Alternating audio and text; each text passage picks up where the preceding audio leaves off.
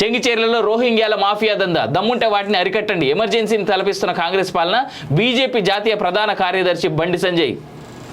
Continuation ఆ రోజు జరిగిన సంఘటన ఇది. సంజయ్పై మేడిపల్లి పిఎస్లో కేసు. మరికొందరు బీజేపీ నేతల పైన కూడా. చెంగిచెర్లలో మేము ఆల్రెడీ ఏదైతే రోజు ఇన్సిడెంట్ జరిగిందో ఆ రోజున మన వాళ్ళు మాట్లాడడం జరిగింది. ఆ తెల్లారి మార్నింగ్ న్యూస్లో కూడా మనం చెప్పడం జరిగింది. బండి సంజయ్ మీద కేసు ఎందుకు పెట్టారు చెంగిచెర్ల విషయం అంటే పోలీసుల విధులకి తను ఆటంకం కలిగిస్తున్నాడు అనేటువంటిది వాళ్ళ ఉద్దేశం. అయితే చెంగిచెర్లలో జరిగినటువంటి ఘటన ఏదైతుందో మళ్ళీ చెప్తున్నా నేను. చెంగిచెర్లలో రోహింగ్యాల ప్రభావం చాలా ఎక్కువ. ఆ రోజు మార్నింగ్ న్యూస్లో చెప్పినాం కూడా, మనం చాలా బలంగా చెప్పినాం. చెంగిచెర్లలోనే ఎందుకు ఎక్కువ అంటే హైదరాబాదు ప్లస్ మొత్తం భారతదేశంలో రోహింగ్యాల జనాలు ఎక్కువ ఎక్కడున్నారు అంటే వలస వచ్చినటువంటి రోహింగ్యాలు ఎక్కడున్నారంటే ఒకటి వెస్ట్ బెంగాల్లో వాళ్ళ క్రౌడ్ చాలా ఎక్కువ ఉంటుంది. రెండోది మన ఓల్డ్ సిటీ హైదరాబాద్ చుట్టుపక్కల చాలా ఎక్కువగా ఉంటుంది. ఎక్కడైతే ముస్లిం ప్రాబల్యం ఎక్కువ ఉందో అక్కడ రోహింగ్యాలు చాలా ఎక్కువ మంది ఉన్నారు.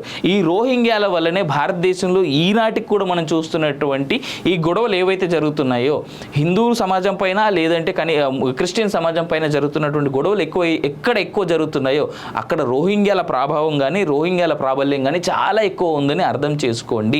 ఇది ఒక్క మతమౌఢ్యమో ఇంకోటో కాదు. కేవలం రోహింగ్యాలు మన దగ్గర ఉన్న వాళ్ళందరూ మంచోళ్ళే అని నేనైతే నమ్ముతున్నా అట్లీస్ట్ కొంత టైం వరకు.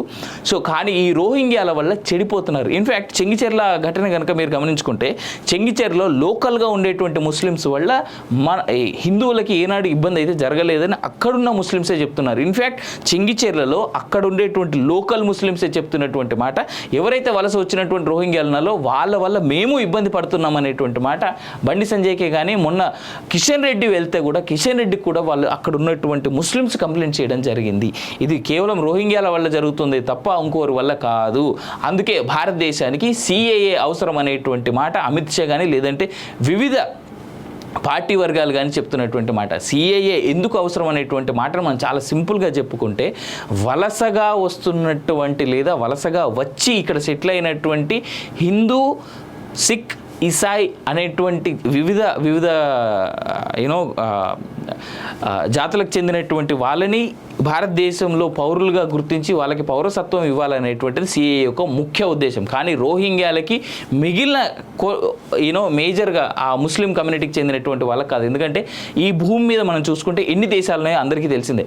ఒకప్పుడు 10% ఉన్నటువంటి Hindu community in Pakistan now has become not even less than 1%. Right, ఇక ఆ టాపిక్లో పోతే నేను మరీ ఎక్కువసేపు మాట్లాడతా ఆ టాపిక్ని, అందుకే నేను దాని గురించి ఎక్కువ మాట్లాడట్లేదు. చెంగిచెర్లలో రోహింగ్యాల మాఫియా దందా దమ్ముంటే వాటిని అరికట్టండి. ఎమర్జెన్సీని తలపిస్తున్న కాంగ్రెస్ పాలన. బీజేపీ జాతీయ ప్రధాన కార్యదర్శి బండి సంజయ్. కంటిన్యూషన్ ఆ రోజు జరిగిన సంఘటన ఇది. సంజయ్పై మేడిపల్లి పిఎస్లో కేసు. మరికొందరు బీజేపీ నేతల పైన కూడా. చెంగిచెర్లలో మేము ఆల్రెడీ ఏదైతే రోజు ఇన్సిడెంట్ జరిగిందో ఆ రోజున మన వాళ్ళు మాట్లాడడం జరిగింది. ఆ తెల్లారి మార్నింగ్ న్యూస్లో కూడా మనం చెప్పడం జరిగింది. బండి సంజయ్ మీద కేసు ఎందుకు పెట్టారు చెంగిచెర్ల విషయం అంటే పోలీసుల విధులకి తను ఆటంకం కలిగిస్తున్నాడు అనేటువంటిది వాళ్ళ ఉద్దేశం. అయితే చెంగిచెర్లలో జరిగినటువంటి ఘటన ఏదైతుందో మళ్ళీ చెప్తున్నా నేను. చెంగిచెర్లలో రోహింగ్యాల ప్రభావం చాలా ఎక్కువ. ఆ రోజు మార్నింగ్ న్యూస్లో చెప్పినాం కూడా, మనం చాలా బలంగా చెప్పినాం.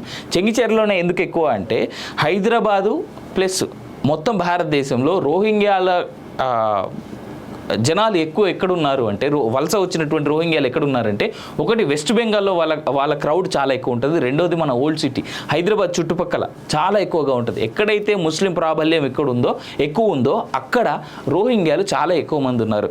ఈ రోహింగ్యాల వల్లనే భారతదేశంలో ఈనాటికి కూడా మనం చూస్తున్నటువంటి ఈ గొడవలు ఏవైతే జరుగుతున్నాయో హిందూ సమాజం పైన లేదంటే క్రిస్టియన్ సమాజం పైన జరుగుతున్నటువంటి గొడవలు ఎక్కడ ఎక్కువ జరుగుతున్నాయో అక్కడ రోహింగ్యాల ప్రభావం కానీ రోహింగ్యాల ప్రాబల్యం కానీ చాలా ఎక్కువ ఉందని అర్థం చేసుకోండి.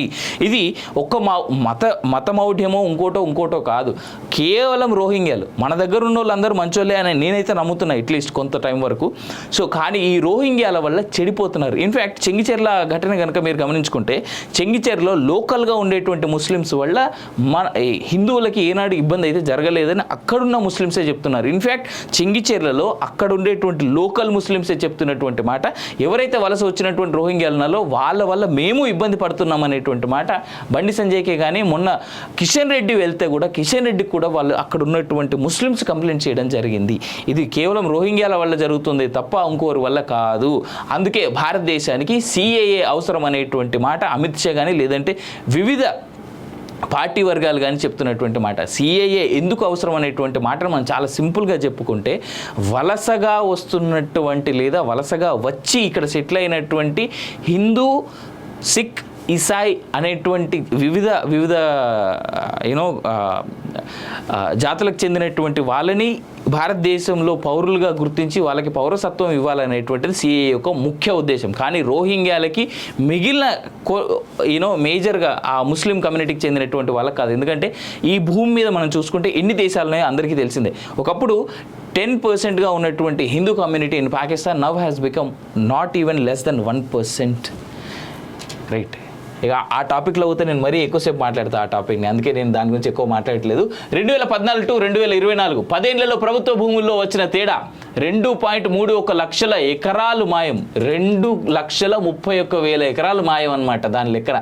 10 ప్రభుత్వ భూముల్లో వచ్చిన తేడా ఇదంతా సాగుకు పనికిరాని భూముల్లోనే. ఇంకా లెక్క తేలని సాగుకు పనికొచ్చే భూములు. త్వరలో ధరణి శ్వేతపత్రం వెల్లడి కానున్న శ్వేతపత్రంలో వెల్లడి కానున్న వాస్తవాలు చూడాలి. ఇది కానీ బయటకు వస్తే ఇంకా కేసీఆర్ ఫ్యామిలీ మీద వ్యతిరేకత కానీ లేదంటే కేసీఆర్ ఫ్యామిలీ మీద వచ్చేటువంటి హేట్రెడ్ కానీ ఇంకా పెరుగుతుంది. చెప్తా ఎందుకనేటువంటిది 8వ పేజీలో ఉంది. ఇది తెలంగాణ ఏర్పాటు తర్వాత 10 ఏళ్లలో ప్రభుత్వ భూముల్లో లక్షల ఎకరాల్లో తేడా వచ్చింది. ముఖ్యంగా 4 ఏళ్లలో పెద్ద ఎత్తున ప్రభుత్వ భూములు పట్టాగా మారాయి. వీటిలో చాలా వరకు పొలిటికల్ లీడర్లు, పెద్ద కంపెనీల వశమయ్యాయనే ఆరోపణలున్నాయి.